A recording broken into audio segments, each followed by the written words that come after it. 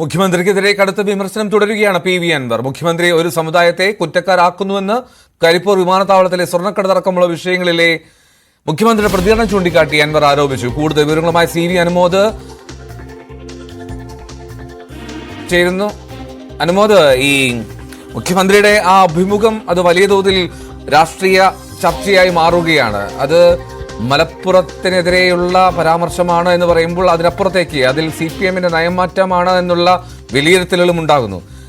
ഈ ഒരു സാഹചര്യത്തിൽ എന്തായിരിക്കും ഇനിയുള്ള പ്രതികരണങ്ങൾ, ഇനിയുള്ള മുന്നോട്ട് പോക്ക് എങ്ങനെയായിരിക്കും?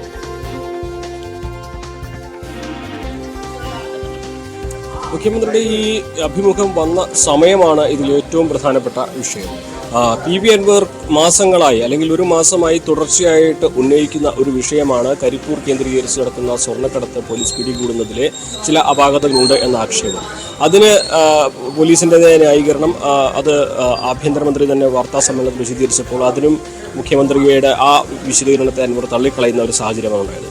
ഇവിടെയാണ് കഴിഞ്ഞ ദിവസം ഹിന്ദുവിൽ വന്ന അഭിമുഖത്തിൽ മലപ്പുറം കേന്ദ്രീകരിച്ച് പിടികൂടുന്ന സ്വർണവും ഹവാല പണവും ഒക്കെ ദേശവിരുദ്ധ പ്രവർത്തനത്തിന് ഉപയോഗിക്കുന്നതാണ് എന്ന അദ്ദേഹത്തിൻ്റെ പ്രസ്താവന വന്നിരിക്കുന്നത്. നമുക്കറിയാം, കരിപ്പൂർ വിമാനത്താവളം കോഴിക്കോട് വിമാനത്താവളം എന്ന പേരാണെങ്കിലും മലപ്പുറം ജില്ലയിലാണുള്ളത്.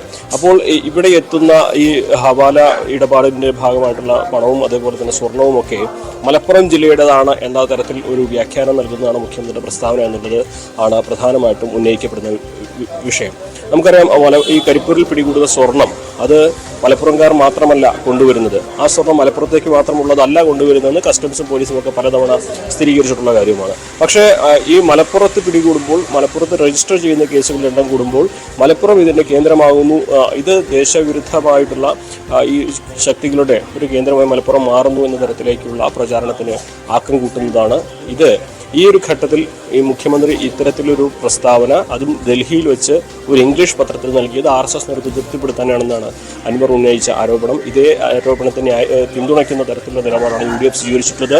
കോൺഗ്രസിൻ്റെയും ലീഗിൻ്റെയും ഒക്കെ നിലപാട് അതുതന്നെയാണ്. എന്നാണ് വലിയ പ്രതിഷേധം ഇതിനെതിരെ മലപ്പുറം ജില്ലയിൽ ഉയരുന്നുണ്ട്. ഇന്ന് വൈകുന്നേരം യൂത്ത് ലീഗിൻ്റെ പ്രതിഷേധം PK കുഞ്ഞാലിക്കുട്ടി ഉദ്ഘാടനം ചെയ്യുന്നുണ്ട്. സ്വാഭാവികമായിട്ടും മലപ്പുറം ജില്ലയെ ഈ ഒരു ദേശവിരുദ്ധ പ്രവർത്തനത്തിൻ്റെ പ്രഭവ കേന്ദ്രമായി ചിത്രീകരിക്കാൻ മറ്റുള്ളവർക്ക് അവസരം നൽകുന്ന തരത്തിലേക്കുള്ള ഒരു സാഹചര്യമാണ് മുഖ്യമന്ത്രിയുടെ പ്രസ്താവന തീർത്തതെന്ന ആക്ഷേപം വലിയ തോതിൽ തന്നെ വിമർശനം ഉയർത്തുന്നുണ്ട്. അപ്പോൾ അതിലുള്ള പ്രതികരണങ്ങൾ വരും മണിക്കൂറുകളിൽ നമുക്ക് പ്രതീക്ഷിക്കാവുന്നതാണ്. വലിയ പ്രതിഷേധം മലപ്പുറം ജില്ലയിൽ പലയിടത്തും ഈ UDF-ന്റെ ഭാഗത്തുനിന്നും അതുപോലെ തന്നെ മറ്റ് സംഘടനകളുടെ ഭാഗത്തും ഉണ്ടാകുന്ന സാഹചര്യമുണ്ട്. മറ്റൊരു രാഷ്ട്രീയമായിട്ടുള്ളൊരു കാര്യം, ഇതുവരെ മുസ്ലിം സമുദായ സംഘടനകൾ, അതായത് മുഖ്യമന്ത്രിയെ പിന്തുണച്ചിരുന്ന ഇടതുപക്ഷത്തിൻ്റെ ഒപ്പം നിന്നിരുന്ന സമുദായ സംഘടനകൾ വരെ ഇന്നലെ മുഖ്യമന്ത്രിയുടെ പ്രസ്താവനയ്ക്കെതിരെ രംഗത്തെത്തുന്ന ഒരു കാഴ്ചയും വന്നിട്ടുണ്ട്. മാറി വരുന്ന രാഷ്ട്രീയ സാഹചര്യങ്ങൾ, അതായത് മുസ്ലിം സാമുദായിക സംഘടനകളുടെ നിലപാടുകളിൽ തന്നെ മാറ്റം വരുത്തുവാൻ ഈ പ്രസ്താവനകളും സമീപകാലത്തുണ്ടാകുന്ന സംഭവവികാസങ്ങളും കാരണമാകുമോ എന്നാണ് നമുക്കിനി കണ്ടറിയേണ്ടത്.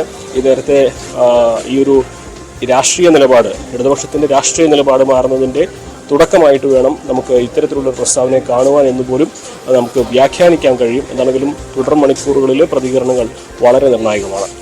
ഉറപ്പായും അതാണ്, കൂടുതൽ പ്രതിഷേധങ്ങൾ വരുന്നു, കൂടുതൽ പ്രതികരണങ്ങൾ ഈ വിഷയത്തിൽ വരുന്നതിനാലും വലിയ തോതിൽ ചർച്ചയാവുന്നു എന്നുള്ളതാണ്.